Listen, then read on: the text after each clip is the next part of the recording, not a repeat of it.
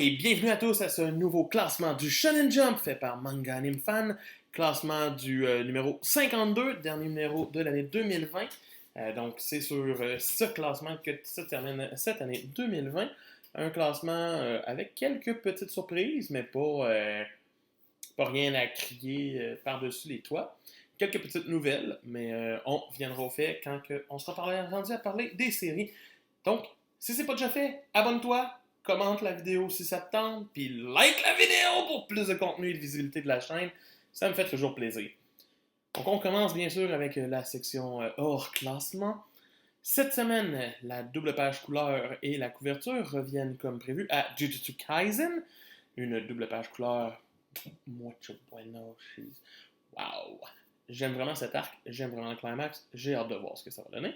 Sinon, les autres pages couleurs reviennent bien entendu à Sakamoto Days chapitre 2, parce qu'il faut bien célébrer les chapitres 2. Sinon, Magu-chan, God of Destruction, ça mérite une page couleur, ce qui est toujours un bon signe. Et, ne fait pas défaut, Ayakashi Triangle fait sa petite page couleur, lui aussi. C'est deux des nouveautés qui s'en sortent encore quand même pas si pire. Donc, pourquoi pas. Sinon, dans la section nouveautés, nous retrouvons Bill King, qui viendra rejoindre le classement dans juste comme 5 issues. Donc, c'est encore loin.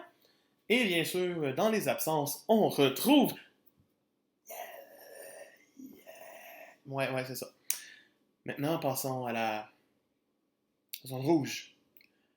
Cette semaine, dans la zone rouge, au plus profond du tableau, on retrouve le 11e chapitre de Our Blood Oath, qui s'en sort vraiment pas, qui trouve vraiment pas sa cible, et je suis pas sûr qu'il va être sauvé avant son premier tome en relié. Bien sûr, devant lui, c'est Phantom Seer. Pas vraiment un meilleur signe, même si il y avait de l'espoir avec les pages couleurs récentes, mais bon, ça reste à prouver. Sinon, en 14e, c'est la super survie à Gravity Boys. Ils sont encore là, et ils sont même pas les derniers. En 13e, on retrouve Mori King, qui s'en sort aussi. C'est triste à voir. En 12e, la plus grosse chute cette semaine revient à Undead Unluck, qui chute à beaucoup. Ça fait mal. En 11e position, c'est High School Family. Il remonte, c'est une belle affaire. La comédie, est-ce qu'ils zigzaguent ou est-ce que c'est leur classement? Reste à voir. En 10e, c'est Chainsaw Man. Je trouve que c'est tellement triste de le voir aussi peu haut, ça. Ça fait mal. En 9e, c'est We Never Learn qui se rapproche encore de plus en plus de sa fin. Quelques semaines encore.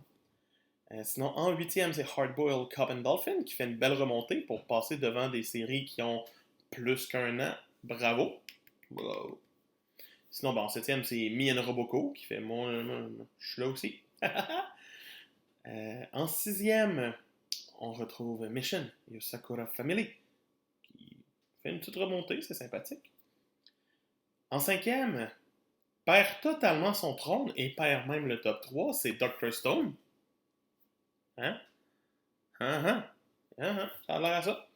En 4e place cette semaine, de retour de leur page couleur de la semaine passée, c'est Black Clover. Une bonne affaire. Je suis bien content pour eux. Sinon, en 3e place, mon cœur se met à battre beaucoup. C'est Mashal! Mashal fait son retour dans le classement avec une médaille de bronze cette semaine. On aime ça! Sinon, en 2e position, c'est One Piece. Et des rumeurs circulaient sur One Piece cette semaine. Comme quoi, Oda aurait dit dans une entrevue que il nous resterait plus 5 ans à faire, mais à cause du COVID et de toute la situation, on montrait ça à 10 ans. Je considère que ce n'est pas une vraie information, car oui, le beat a descendu cette année, on aura eu 33 chapitres au lieu de 38. Si on continue sur ce pattern, c'est 5 chapitres de moins par an, ça va nous faire 1 an à 2 ans de plus que ce qui était initialement prévu. On va fêter les 30 ans de One Piece, puis ça va finir là. Tant qu'à moi, c'est ce que je vois. Laissez vos pensées en commentaire. Sinon, en première place, vous l'aurez deviné, c'est My Hero Academia. Oui, My Hero qui va de chapitre en chapitre, de merveille en merveille, de révélation par-dessus des révélations cette semaine. Et la semaine passée, et l'autre d'avant, c'est juste ça depuis un petit bout, c'est super fantastique. Ça mérite encore une fois une belle médaille d'or. Et des informations pertinentes, comme quoi que il y a un nouveau teaser qui vient de sortir, une image, comme vous la voyez présentement, pour signaler le troisième film de My Hero Academia.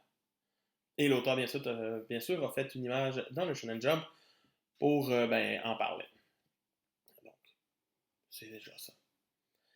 Sinon, pour le preview du Shonen Jump numéro 50, pas 52, du numéro 1, du premier Shonen Jump de 2021, en couverture, ça va être My Hero Academia, justement, comme on vient d'en parler. Sinon, les pages plats vont revenir à Undead Unlock, à Mission et à Sakura Family. Un chapitre spécial de Hokkaido Gals, qui va faire 17 pages, sera publié aussi dans le Jump, ainsi qu'un chapitre spécial de The Promised Neverland, qui va focuser sur Sister Crown et qui aura 36 pages. Donc, quand même, on revoit Promised encore dans le Jump. Sinon, Sakamoto Days, le troisième chapitre va faire 23 pages, comme tout bon troisième chapitre. Et Undead Unlock aura des pages supplémentaires, genre 3 pages de plus. Là, c'est presque ça. Et bien sûr, les fans de Marshall vont recevoir un set d'autocollants. Je suis jaloux d'eux autres. Mais bon. C'était Manga Anime Fan qui vous dit si t'as aimé le contenu, abonne-toi. Moi, ça me fait plaisir de faire ce contenu-là. Les critiques, les autres vidéos, ça commence à s'en venir. Je travaille d'arrache-pied, mais préparez-vous à partir du 1er décembre. C'est le top 25 qui commence pour votre calendrier de l'Avent. C'est Manga Anime Fan qui vous dit on se retrouve mardi prochain. Bye!